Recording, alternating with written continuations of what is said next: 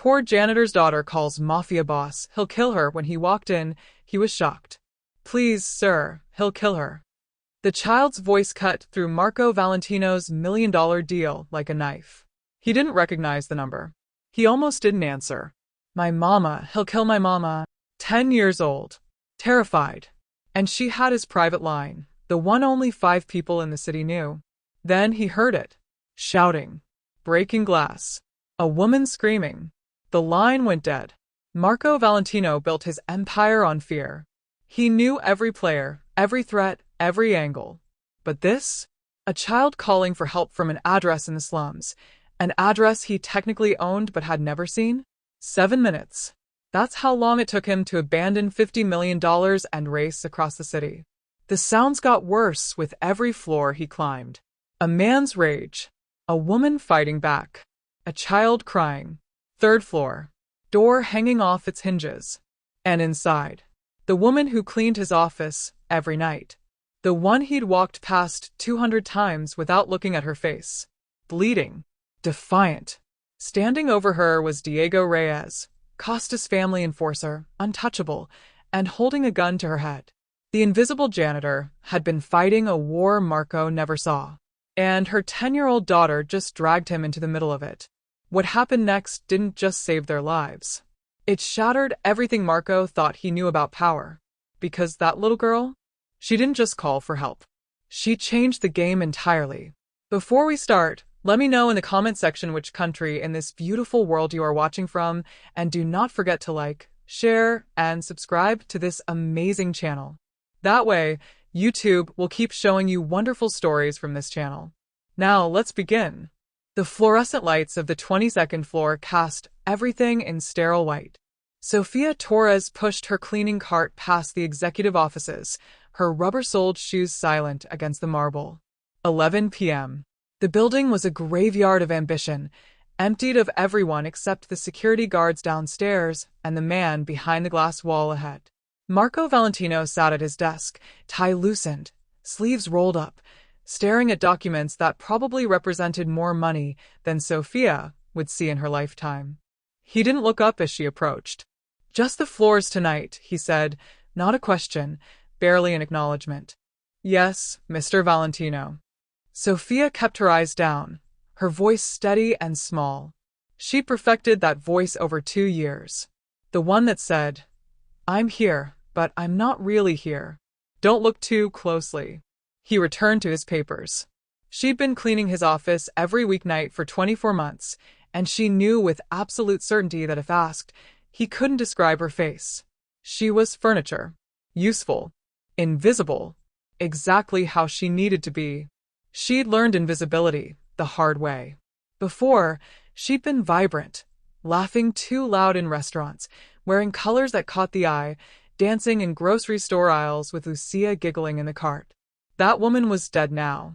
She'd killed her herself, deliberately, because that woman had attracted attention. That woman had married a man whose smile hid razor blades.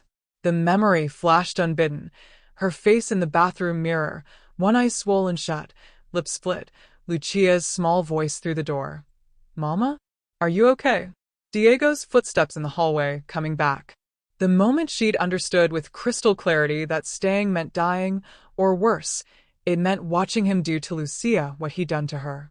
She'd packed at 3 a.m. while he slept off the bourbon. $200 from the emergency fund. He didn't know she'd been building coin by coin. 1 suitcase.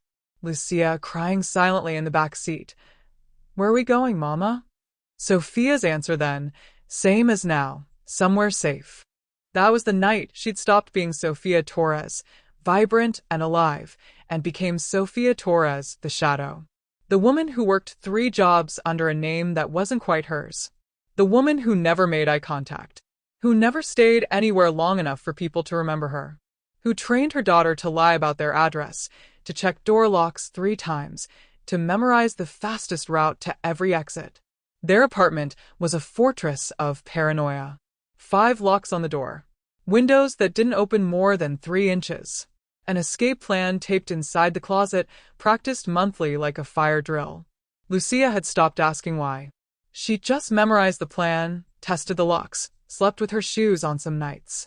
Mama, when can we stop running? When we're safe, Mija. When we're finally safe. But Sofia wasn't sure what safety even looked like anymore. Diego had connections, family who protected him, police who looked the other way, a reach that seemed to extend everywhere she tried to hide. For 2 years, she'd lived in the space between breaths, waiting for the moment he'd find them. She finished Marco Valentino's floor, the vacuum's hum filling the silence. He never looked up.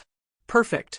She moved to the window overlooking the city, a sprawl of lights that promised anonymity that had hidden her so far. 2 years, she whispered to her reflection. He hasn't found us.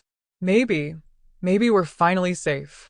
Across the city, in a bar that smelled of stale beer and broken promises, Diego Reyes slid $200 across the table to a woman whose guilt was cheaper than her rent. Maria, who worked the coffee shop where Sofia picked up morning shifts. Tell me where she lives, Diego said, his smile the same one Sofia had fallen for once, a lifetime ago. Now. Maria's hand closed over the money, and Sofia's 2 years of safety began counting down to 0. The kitchen light buzzed softly, casting shadows across Lucia's notebook. 10:30 on a school night, and she should have been asleep an hour ago, but Mama was finally resting after another double shift. Someone had to keep watch. Her math homework sat untouched beside her elbow. The notebook in front of her contained different numbers entirely, written in careful 10-year-old handwriting. Marco Valentino, 555-0147.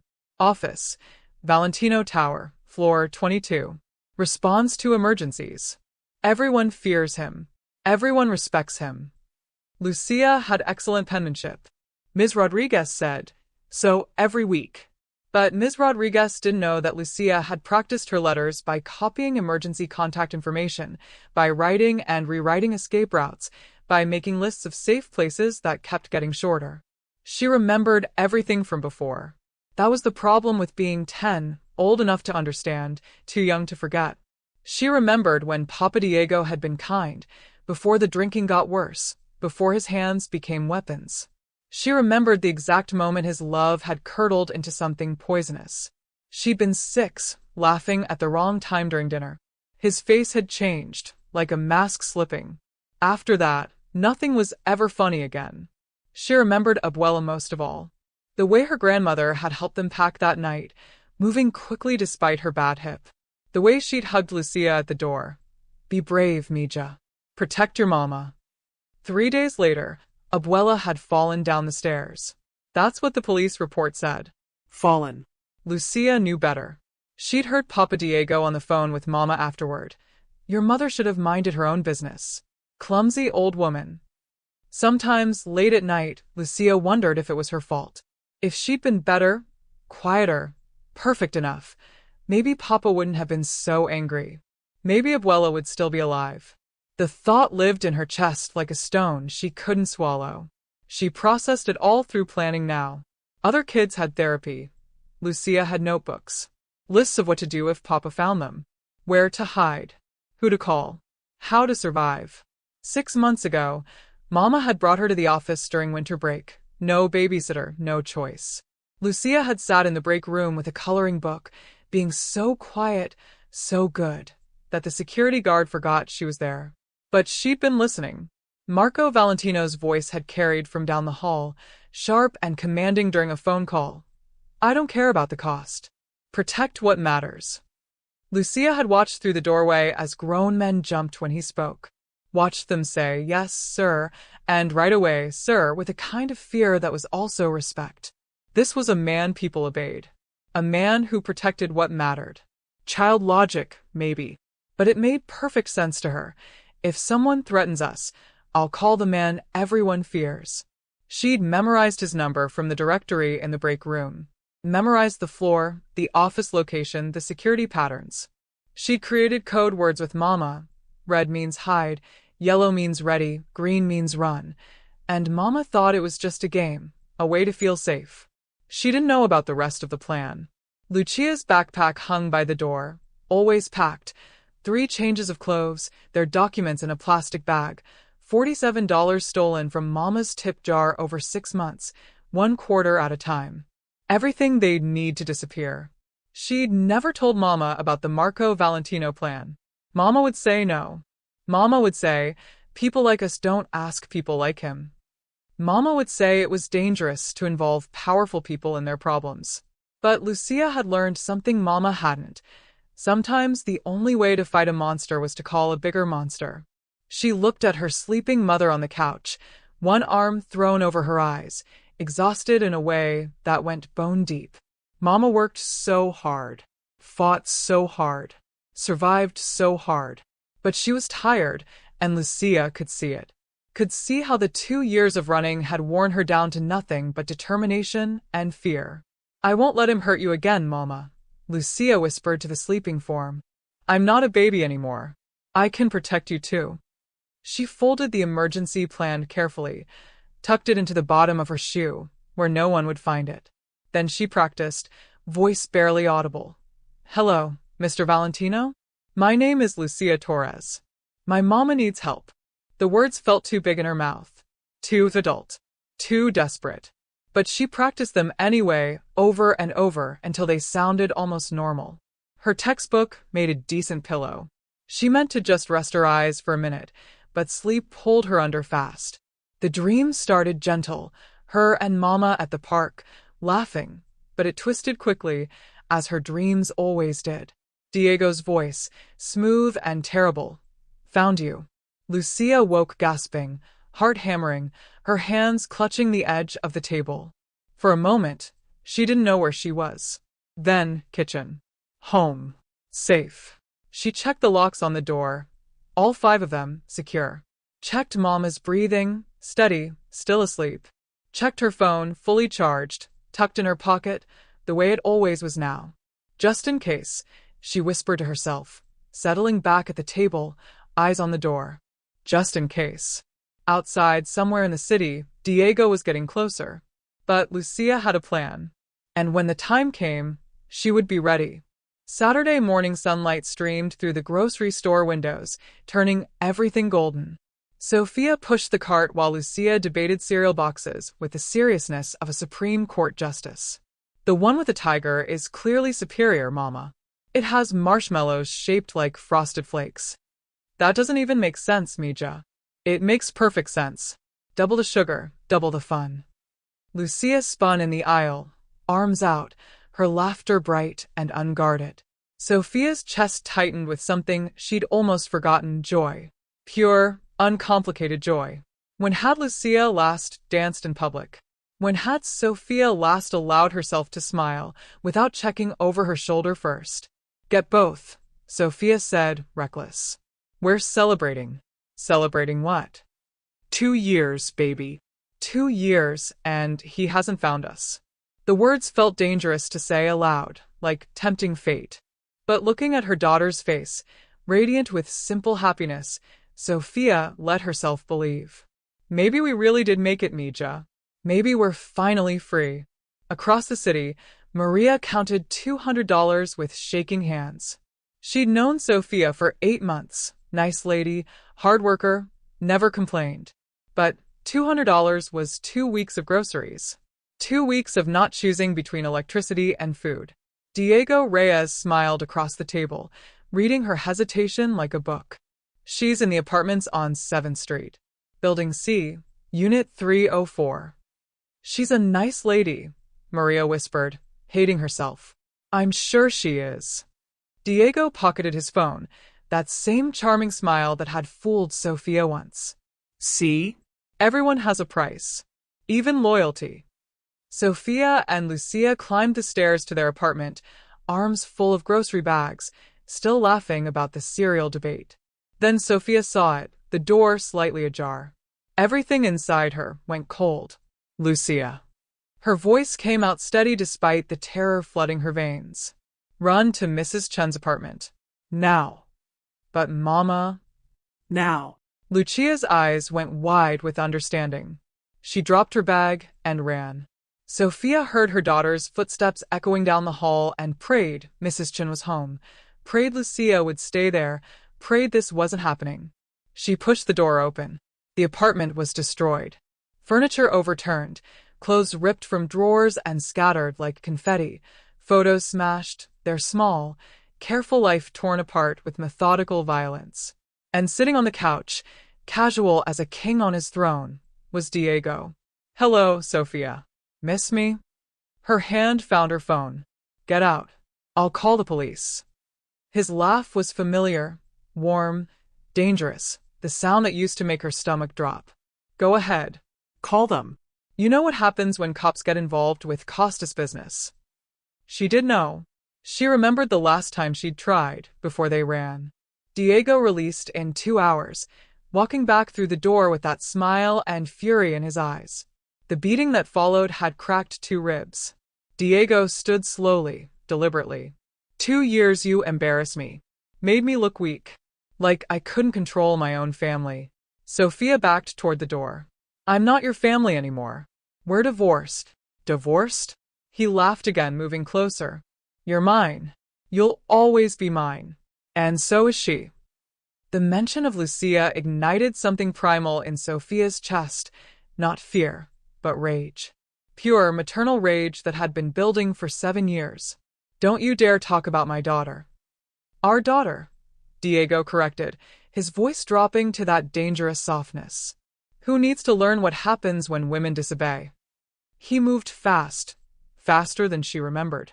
His hand closed around her throat, slamming her against the wall hard enough to crack plaster. But Sophia had spent 2 years imagining this moment, and she didn't freeze. She fought, clawed at his face, kicked his knee, bit his hand when it came too close to her mouth. Years of pent-up rage released in a fury of survival. Diego hit her, face, ribs, stomach, and she tasted blood. But she stayed standing. "You'll have to kill me," she spat. "I'm not going back. That can be arranged." In the bedroom, Lucia hadn't run to Mrs. Chen's. She'd circled back, hiding in her closet, watching through the crack in the door as her mother fought. Watched Diego's fist connect with Mama's face. Watched blood bloom. She remembered Abuela's body at the bottom of the stairs. Remembered her own arm twisted at an angle arms shouldn't twist. Remembered every nightmare that had stolen her childhood. Her hands shook so violently she could barely pull the phone from her backpack. Could barely press the numbers she'd memorized 6 months ago. But she did. 1 ring. 2. "Valentino." "Please, sir." Her voice came out as a terrified whisper. "He'll kill her. My mama. The janitor. He found us. Please." The address tumbled out in a rush. Diego's head snapped toward the bedroom. "Who the hell are you talking to?" He crossed the room in 3 strides, ripped the phone from Lucia's hands. His face went from anger to something worse when he saw the name on the screen. Marco Valentino? He stared at Lucia with disbelief morphing into rage. "You called him? You stupid little..." His hand came down hard across her face. Sophia's scream was inhuman. She launched herself at Diego, every ounce of strength she had left weaponized into protecting her daughter. They crashed into the dresser. The phone skittered across the floor. The line was still connected. Marco heard everything. The impact, the screaming, the sound of breaking furniture, a child crying, a mother's rage. Diego shoved Sophia off, stood over both of them. Mother and daughter huddled together, bleeding but defiant. "Valentino's not coming," Diego said, breathing hard.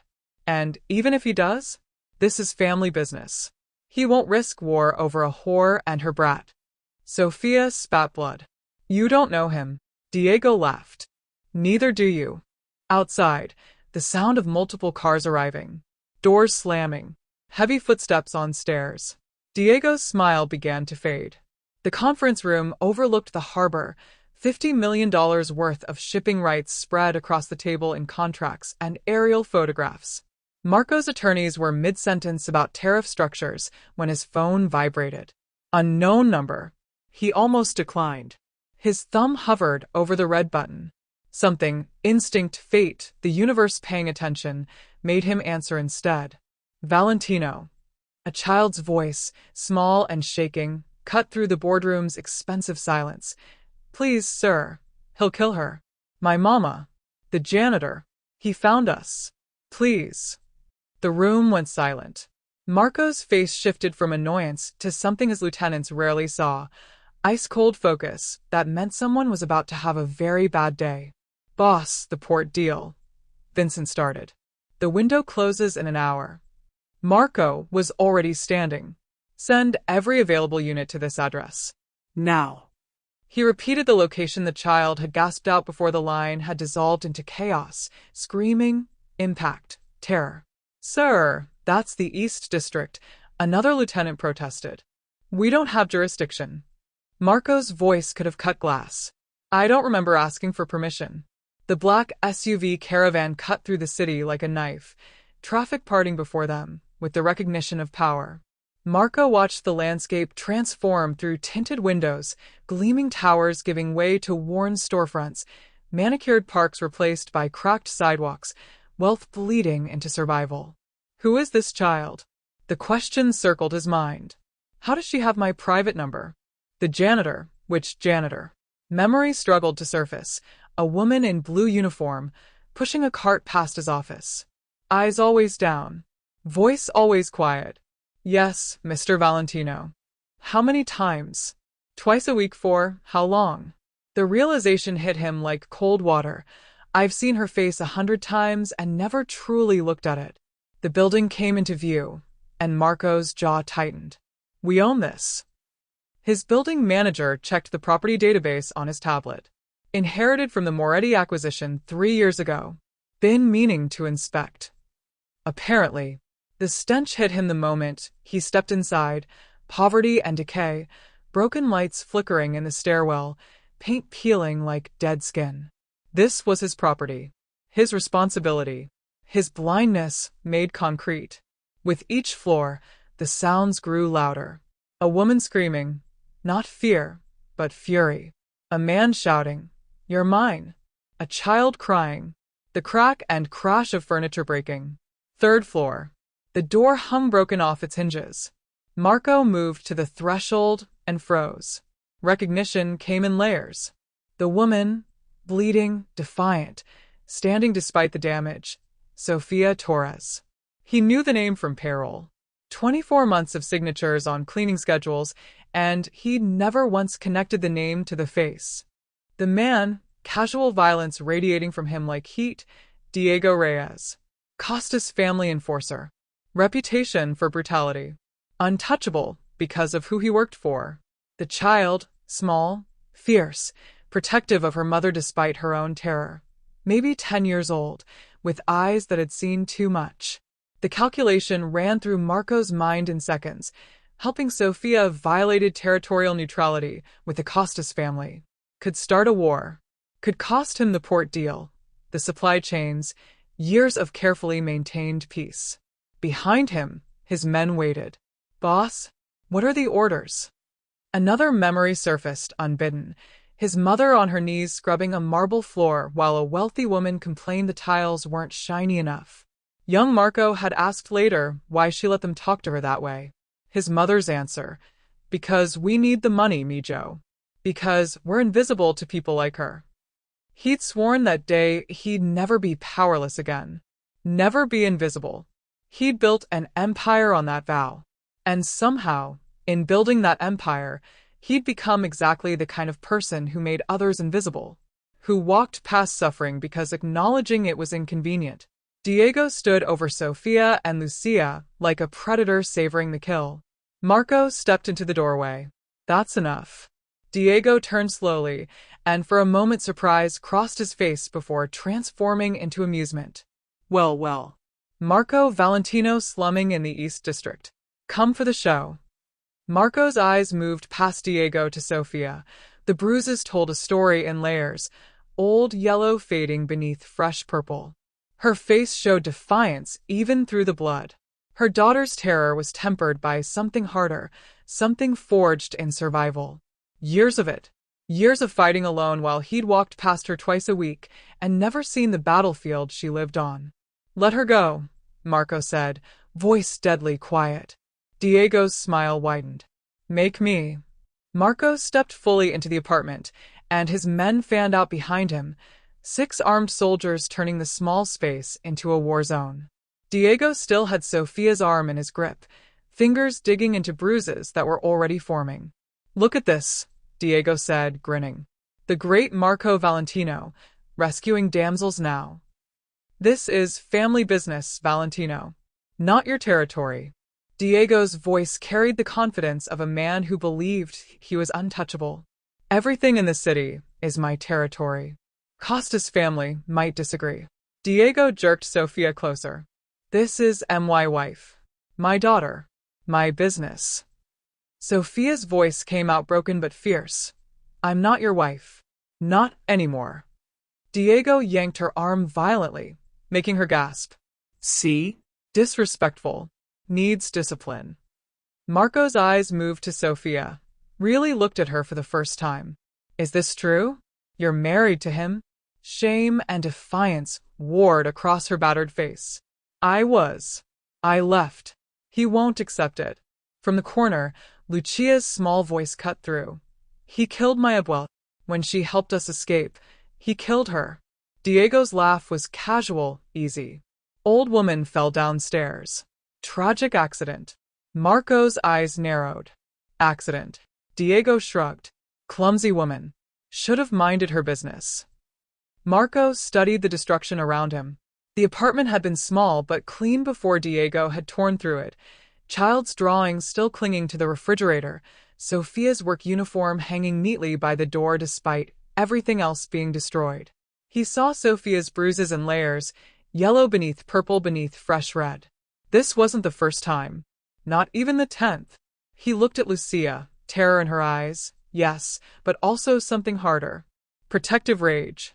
A child who'd learned to be a soldier. Diego was enjoying this. Every moment of their pain was entertainment to him. Sophia had been fighting this battle alone. For years. While Marco had walked past her twice a week and never seen the war.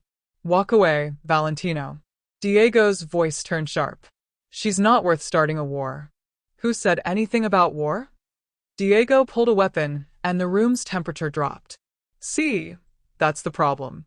You touch me, Costa's family comes for you. You really want to burn your empire for a cleaning lady?" Marco's men raised their weapons in response. The standoff filled the room with lethal potential. Diego laughed, the sound unhinged. "Look at this. All this firepower for a whore and her brat." Something snapped in Sophia. She wrenched free from Diego's grip with a surge of strength that came from 2 years of stored rage. She positioned herself between him and Lucia, despite her injuries, despite the weapon in his hand. "Don't you dare talk about my daughter. Don't you dare talk about my work." "Your work?" Diego's mockery was vicious. "You scrub toilets, Sophia. You're nothing." Sophia stood taller, blood on her face, but fire in her eyes. "I scrub toilets to feed my daughter. I work 3 jobs to keep us safe. I survived you. I'm not nothing." The dignity in her degradation hit Marco like a physical blow. She wasn't asking to be saved. She was testifying to her own strength. "How long?" Marco asked. 7 years married. 5 years of hell. 2 years running. Diego's mocking voice interjected. "Tell him everything, baby. Tell him how you made me hit you." Sophia ignored him completely, her eyes on Marco. First time was 3 months after the wedding. "I laughed at his joke wrong. He said I embarrassed him. After that, it never stopped." She listed it like evidence in a trial. Emotional abuse that made her doubt her own reality, isolation from everyone who loved her, financial control that left her with nothing, beatings that taught her body to flinch before his hand even moved. "I stayed because he threatened Mama. Threatened Lucia. Said if I left, he'd kill them. Make me watch." Lucia's voice was steady despite her tears. "Then he hit me. Broke my arm. Mama grabbed me and we ran. We left with $200, Sophia continued. Changed our names. I worked nights, so no one would see my face." The pieces assembled in Marco's mind. Why she kept her eyes down. Why she moved like a ghost.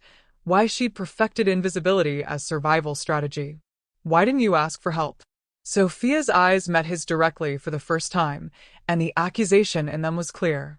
From who? Police can't hold him. Costas protects him. People like me? Mr. Valentino, we're invisible to people like you. The words landed with the precision of bullets. Marco felt every one. I clean your office every night. You've passed me 100 times. Have you ever once looked at my face? The silence stretched. Marco had no answer because she was right. He'd never seen her. Never wanted to. She reminded him of powerlessness, of his mother on her knees, of everything he'd tried to escape by building his empire. Diego's laugh shattered the moment. See? Even your hero doesn't give a damn about you. Marco's voice came out cold. Leave. Now. Or what? Or I forget that you work for people I have treaties with. Diego's weapon moved with terrible finality, pressing against Sophia's temple. She dies before I walk out empty-handed, Lucia screamed. Sophia closed her eyes. And Marco understood with crystalline clarity that he had all the power in this room. Weapons, soldiers, authority, fear, except the one power that mattered. He couldn't save her. Not before Diego pulled the trigger. Open book, the weapon pressed against Sophia's temple. Marco's men held their positions, weapons trained but useless. Any shot risked her life. The silence filled with breathing, heartbeats, the weight of impossible choices. See what I deal with, Diego said to Marco, conversational. She's impossible, ungrateful, defiant. Sophia opened her eyes. For the first time in 2 years, she looked directly at Marco Valentino, not down, not away, but straight into him. I worked 3 jobs, raised our daughter, kept her home. The only thing I couldn't do was stop being his punching bag. You know why I had to discipline you? Diego started. Sophia cut him off, her voice not pleading but testifying. Discipline? You broke 3 ribs because dinner was cold. You shattered my wrist because I spoke to a male cashier. You gave our daughter nightmares that will last her entire life. Marco understood then. She wasn't waiting to be saved. She'd been her own soldier for years. Every night shift, every hidden bruise, every smile for Lucia despite the pain. All acts of war. She'd fought alone because she'd had to. This wasn't rescue. It was reinforcements finally arriving.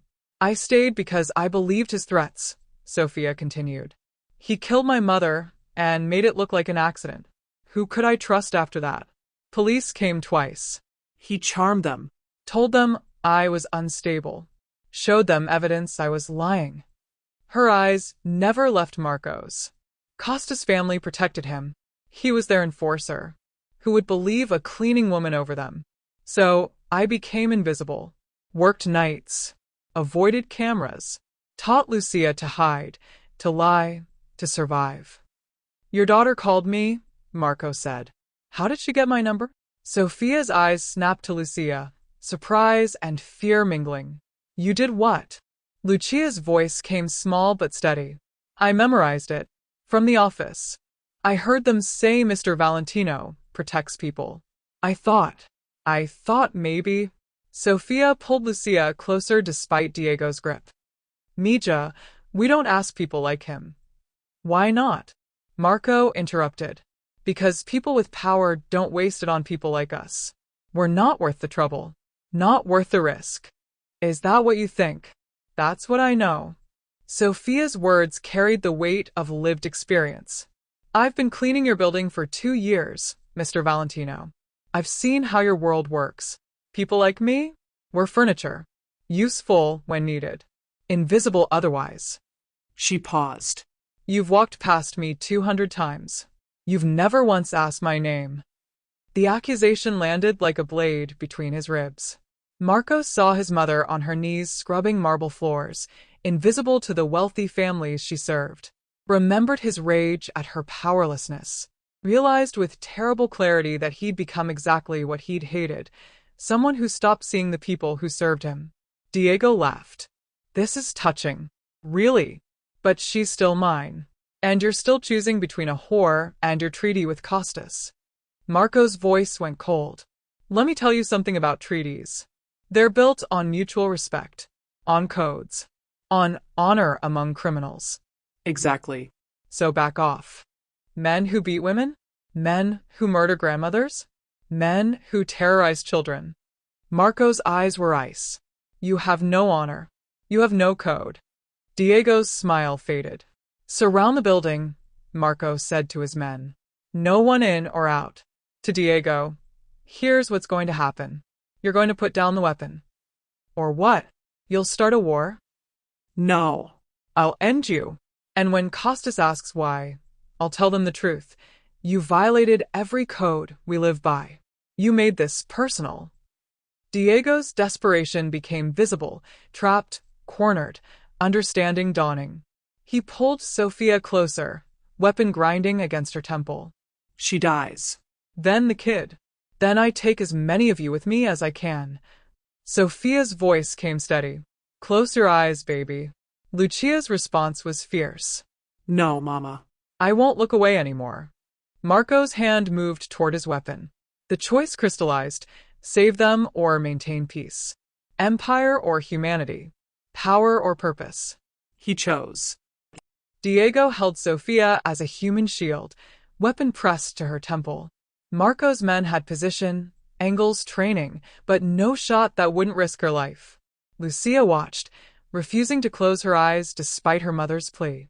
Time stretched into something thick and slow, measured only in breathing and heartbeats. The calculation ran through Marco's mind with brutal clarity. Help Sofia equals violating territory equals possible war with Costas. War equals loss of port deals, supply chains, years of carefully maintained peace. Let Diego take her equals she dies, Lucia watches, and he becomes complicit in murder. Since when did I start weighing human lives against profit margins? The memory hit him unexpected and sharp. 12 years old, watching his mother scrub a rich family's kitchen floor. The woman of the house standing over her. Make sure the tiles shine. I'm having guests. His mother, eyes down, voice small. Yes, ma'am. Later, in the car, young Marco had asked, why do you let her talk to you like that? His mother's answer, because we need the money, Mijo. Because we're invisible to people like her. Young Marco's vow, fierce and absolute. When I'm powerful, I'll never be invisible. And I'll never ignore people like us. Present Marco realized with terrible clarity, I broke that promise. What's it gonna be, Valentino? Diego's taunt cut through the memory. The whore or your empire. You built all this power, all this control, and for what? You're just as helpless as she is. Maybe you're not as strong as everyone thinks. Marco looked at Sofia, beaten, bleeding but standing. Looked at Lucia, terrified but protecting her mother with her own small body. Looked at his men, waiting for orders, trusting his leadership. What is power for? Control? Profit? Fear? Or protection?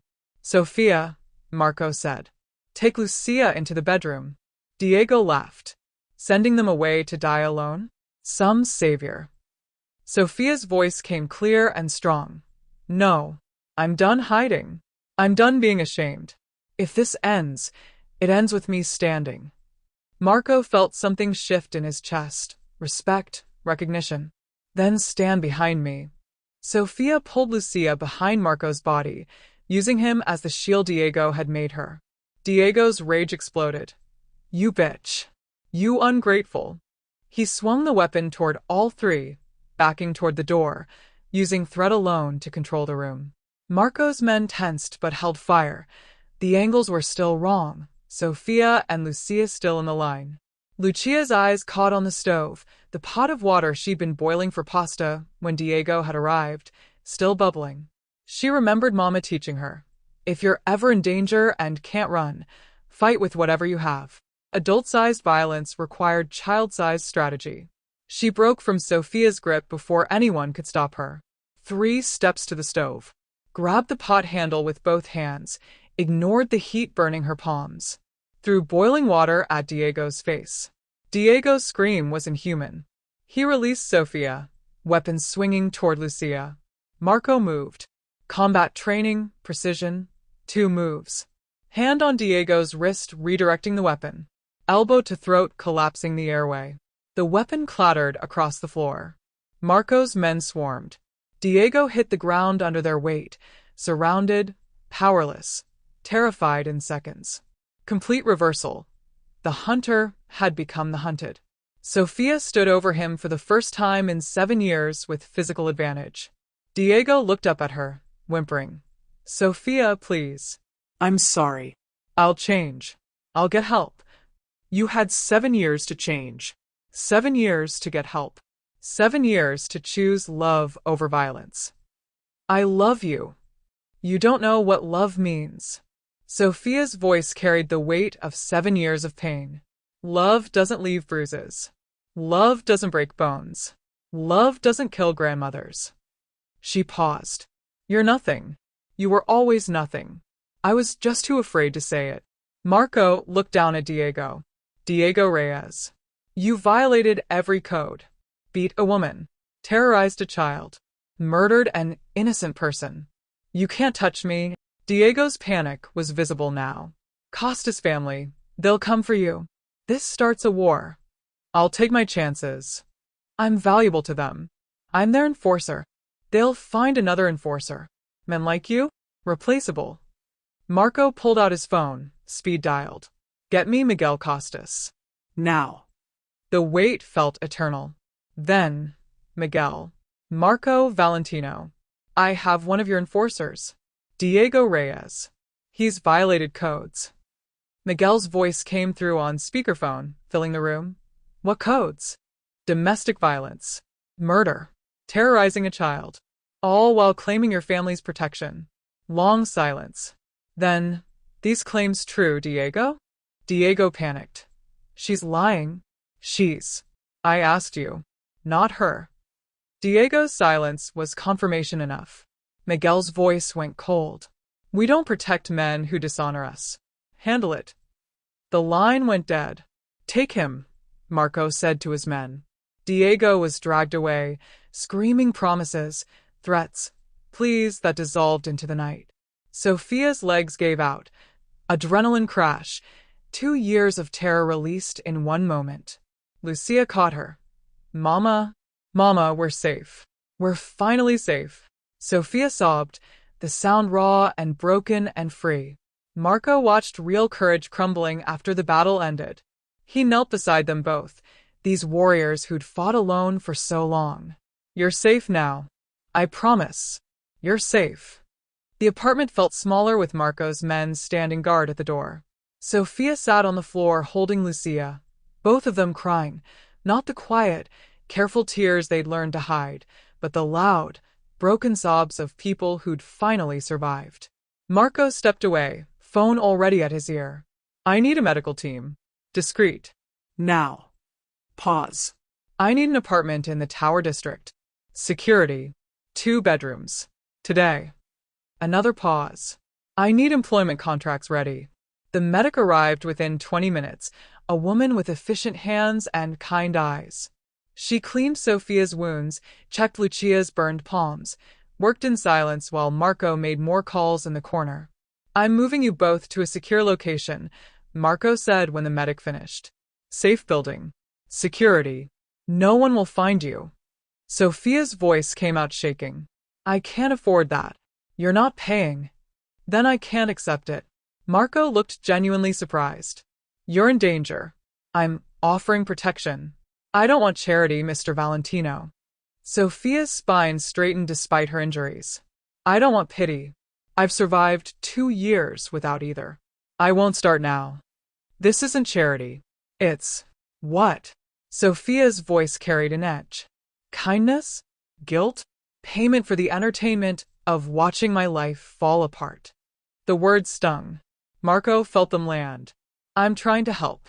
Why? Because your conscience finally woke up? Because you realize people like me actually exist. She met his eyes. You said it yourself. You've walked past me 200 times. Never asked my name. Never saw my face. Why start caring now? The silence stretched long enough to hurt. You're right, Marco finally said. I didn't see you. Didn't want to. You reminded me of things I'd buried. He moved to the window, looking out at the city lights. My mother cleaned houses. After my father lost everything, she scrubbed other people's floors to keep us fed.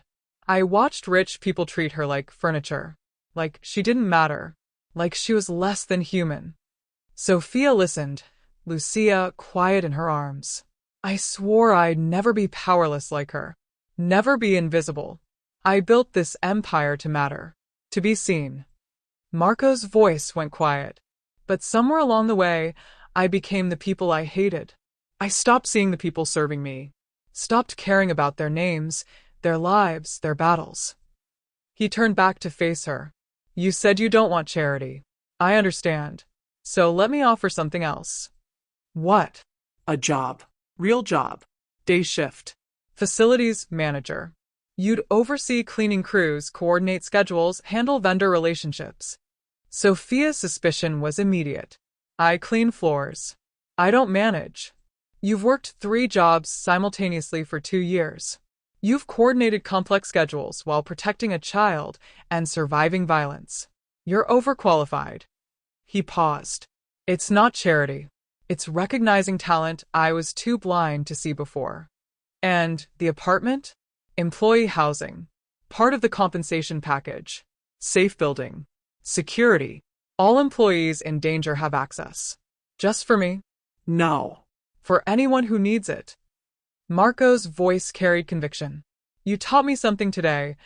I've been using my power for the wrong things. Time to fix that. Lucia's small voice cut through. Why did you help us? We're nobody. Marco knelt to her eye level, seeing the burns on her small palms, the bruise forming on her cheek. You memorized my number, waited for the moment you needed it, called for help despite being terrified.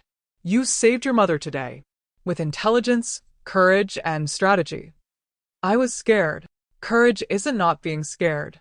It's being terrified and acting anyway. Marco looked at her seriously. I have soldiers in my organization. Trained fighters. Most of them wouldn't have had the courage to do what you did. Sophia looked down at her daughter, then at Marco. What do you think, Mija? Will we really be safe? I promise. And I keep my promises. Sophia was quiet for a long moment. Then, not charity. A job I earn. Housing I qualify for. Nothing I don't deserve. Nothing you haven't already proven you deserve 10 times over. Sophia extended her hand, swollen, bruised, but steady. Then yes. Thank you. They shook. The agreement sealed not through rescue, but through respect. Diego won't be a problem anymore, Marco said. Sophia's face shifted. What does that mean? It means he disappeared. Costa's family approved. No one will look for him. No one will ask questions. Relief and moral complexity warred across her expression. Did you kill him? I removed a threat. How I did that isn't something you need to carry. I should feel guilty. Sophia's voice was barely a whisper. I don't. Some people forfeit their right to mercy. He did. Years ago. Marco's assistant appeared in the doorway. Sir, the apartment is ready. Medical team wants Sophia and Lucia checked at the hospital. Sophia started to protest. Concussion protocol, Marco said firmly. Non-negotiable. Employee safety requirement. A small smile touched Sophia's battered face. Employee safety. Right. Lucia looked up at Marco with those fierce eyes that had seen too much. Will you visit? To make sure we're okay? Marco felt something unexpected, the answer coming before he'd thought it through. Yes. I will. Why? Sophia asked. Marco met her eyes, this woman who'd taught him what real strength looked like. Because I want to. 3 months later, morning light flooded the lobby of Valentino Tower. Sophia Torres walked through the front doors, not the service entrance she'd used for 2 years, but the main entrance. She wore a blazer, carried a briefcase, walked with the posture of someone who belonged. Morning, Miss Torres. The security guard smiled.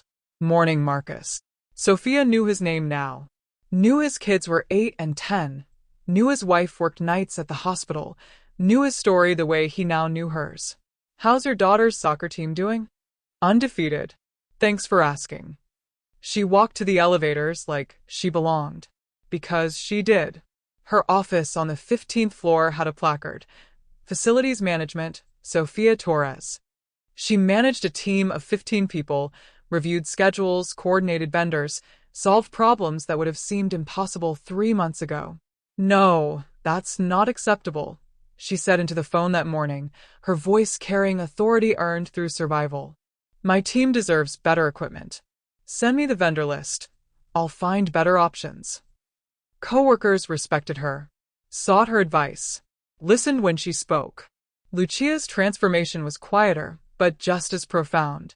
New school, uniform always pressed, books organized, homework completed without the terror that used to accompany every task. Therapy twice a week helped her process the trauma, build resilience, learn to be a child again. 3 girls came to their apartment for study groups now, real friends who knew nothing about before, who just knew Lucia as the girl who was good at art and always shared her snacks. She raised her hand in class, joined the after-school art club, still watched over her mother with protective eyes, but she was learning to let go of the vigilance that had stolen her childhood. Marco's changes were visible throughout the building. He knew names now, all of them, asked about families, remembered details, made people feel seen. He'd established 3 safe apartments for employees fleeing danger, changed policies to include employee assistance programs and mental health resources. Every week he did walkthroughs, speaking to cleaning staff, maintenance workers, everyone.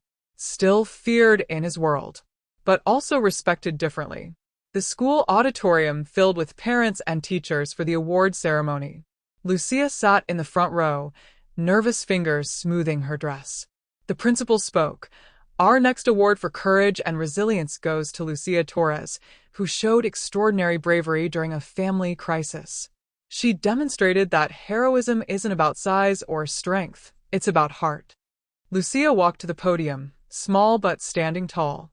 Sofia cried in the 3rd row. Classmates cheered. Teachers applauded. And in the back row, drawing some curious looks from other parents, sat Marco Valentino. Lucia's voice came clear through the microphone. 3 months ago, I learned something important. I learned that asking for help isn't weakness. It's smart. I learned that strong people aren't the ones who hurt others. Strong people are the ones who survive, who protect, who love. She looked at Sofia. "My mama is the strongest person I know. She worked 3 jobs. She ran from danger. She never gave up. I used to think powerful people didn't care about people like us. I was wrong. Sometimes powerful people care. Sometimes they help. Sometimes they remember where they came from." Her eyes found Marco in the back row. "Thank you for seeing us." Back to Sofia. "Thank you for teaching me to never give up." In the parking lot after, Sofia and Marco walked Lucia to the car while she chattered about the ceremony. "You didn't have to come," Sofia said. "I wanted to." Why? "You've done enough. More than enough." Marco stopped walking. "You asked me something 3 months ago. You asked why I started caring. And you said guilt. Conscience. That's what I thought then. But it's not the full truth." Marco's voice carried the weight of real understanding. "I started caring because you made me see what I'd become. Who I'd become. I built power by dominating threats, controlling territories, inspiring fear. But you? You built survival through courage, sacrifice, love. You were braver than anyone in my organization. And I almost let you die because you were invisible to me. You didn't save us, Mr. Valentino. I know. You saved yourselves. You saw us. That's what mattered. That's what changed everything." Sofia's voice went soft. "I spent 2 years trying to be invisible, trying to disappear, believing that's how I'd survive. But invisibility isn't safety. It's prison. It's slowly erasing yourself until there's nothing left. You gave me visibility, not as charity, not as rescue, but as recognition that I deserved to be seen. That's the real gift. Not the apartment, not the job, the acknowledgement that I matter." "My whole life I've been afraid of being invisible like my mother," Marco said. "So I built walls, built power, built distance. But my mother wasn't weak because she cleaned houses. She was strong because she survived. Because she loved me despite the hardship. Because she never gave up. You reminded me of her. That's why I didn't see you. I didn't want to remember. And now I remember. And I'm grateful I do. Lucia ran back from the car. Mama, my teacher wants to know if I can help other kids who are scared at home. Share my story. Is that okay? Sophia looked at Marco, then her daughter. What do you think, Mija? I think if I'd known other kids survived, I wouldn't have felt so alone. Maybe my story helped someone. Sophia's tears were happy ones now. Then yes, share it. Your story matters. 6 months after that night, the transformation was complete. Sophia presented at the company conference on employee safety initiatives. Lucia graduated from therapy with tools to manage her trauma. Marco visited 3 other families in safe houses, ensuring their protection. Sophia and Lucia cooked in their apartment, laughing no fear. When someone knocked, Sophia didn't flinch. Lucia didn't hide. Safe doors brought safe people now. Sunday morning in the park, Sophia and Lucia spread a blanket for their picnic. Marco jogged past on his morning run. Mr. Marco. Lucia waved. He stopped, breathing hard. Morning. How's the art project going? Great. Want to see photos? Sophia poured coffee from her thermos. Join us. Marco looked surprised. Are you sure? We're sure. He sat. They talked about weather, weekend plans, Lucia's school. Nothing dramatic. Nothing intense. Just living. Sophia's smile was genuine, unguarded, free. Mr. Marco, can I ask you something? Lucia said. Of course. Are you going to keep helping people like us? People who are invisible. Yes. Because of you, I learned something important. What? Power isn't about being seen. It's about seeing others. And, Sophia prompted, and using that power to make sure everyone gets seen. Everyone gets protected. Everyone matters. The park stretched around them, morning light turning everything gold. 3 people on a blanket, sharing coffee and laughter.